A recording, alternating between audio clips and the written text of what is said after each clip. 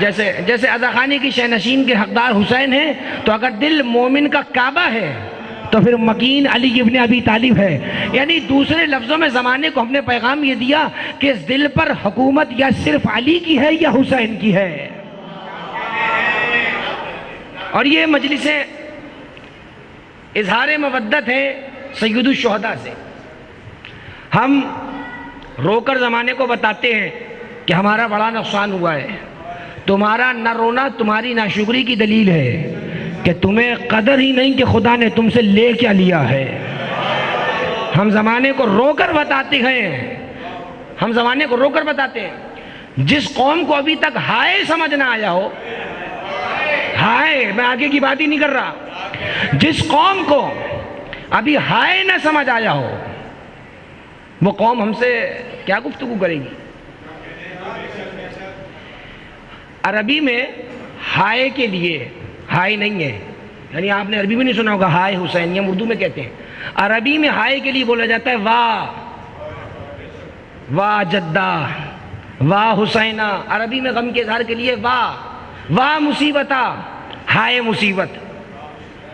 ہو گئی بات یہاں تک؟ اگر یہاں تک آپ میرے ساتھ ہیں تو اب سورہ یوسف کی ایک آیت ابتدا میں پڑھنا چاہ رہا ہوں. سورہ یوسف کتنا خوبصورت سورہ ہے، کتنے خوبصورت نبی سے منسوب ہے، حضرت یوسف علیہ السلام.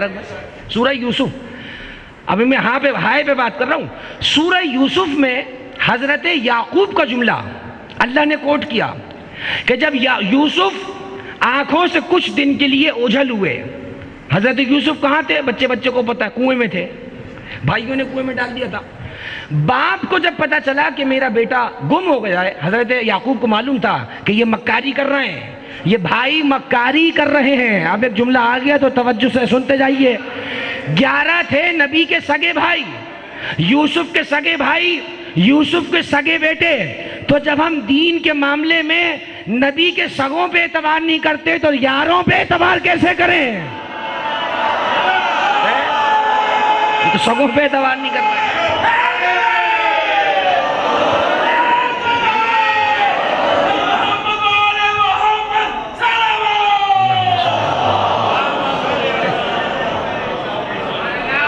بھئی تو قرآن مجید کے سامنے کی مثال ہے.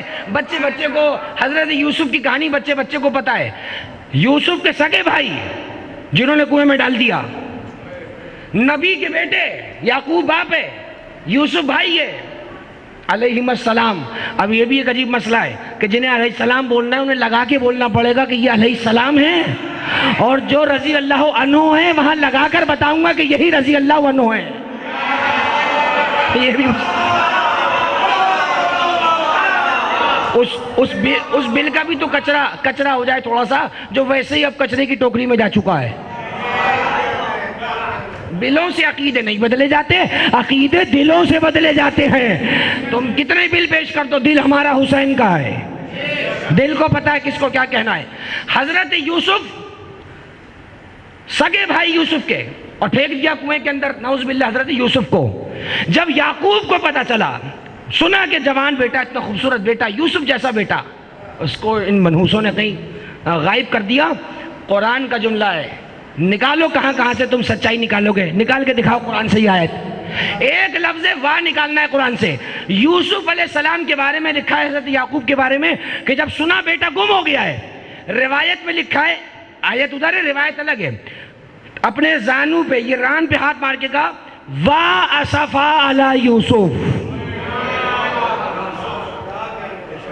واہ اسفا علی یوسف. واہ ہائے، اسف کہتے ہیں عربی میں غم کو، افسوس کو. عرب جب افسوس کے لیے کہتے ہیں مع الاسف شدید، شدید افسوس سے کہنا پڑ رہا ہے. ہائے افسوس. اچھا کچھ چیزیں ہوتی ہیں سمجھنے کی ٹیکنیکلی. جب ہائے بولا جا رہا ہے تو لفظ ہائے جب آپ بولتے ہیں خوشی کا یا غم کا ہے؟ یہ تو غم کا ہے. جب غم میں ہائے یوسف بولا جا رہا ہے تو ہاتھ یا زانو پہ پڑے گا یا سینے پہ پڑے گا؟ دوسری جگہ نہیں ہے، یہ دو جگہ ہیں. یہاں تک تو قرآن سے آ گئے، یہاں تک تو قرآن سے آ گئے، یہاں تک بھی لائیں گے. یہاں تک بھی لائیں گے. تم تو کل تک یوم شہادت بھی نہیں مانتے تھے, تم سے منوا لیا یوم شہادت, تم سے عشرے بھی منوائے. تم تو کچھ مانتے ہی نہیں تھے. تم تو کچھ مانتے ہی نہیں تھے. تم تو کہتے تھے یوم شہادت منانا بدعت ہے. منوا لیا نا ہم نے, منوا لیا نہیں منوا لیا. تم تو عشرہ بھی نہیں مانتے تھے. بھائی اسی مجلس کے زور پہ غدیر منوا کے نہ اٹھے تو شیعہ نہ کہنا. من کنتو مولا تک تو بڑے آ ہی گئے ہیں. پوری غدیر نہ منوائی اسی مجلس کے صدقے. اب سمجھے یہ مجلس کتنی حساس ہے.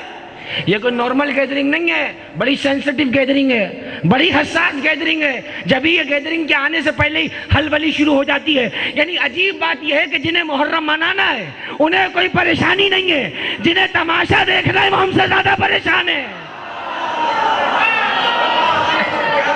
منانا ہمیں, پریشان تماشائی ہیں, پریشان تماشائی ہیں.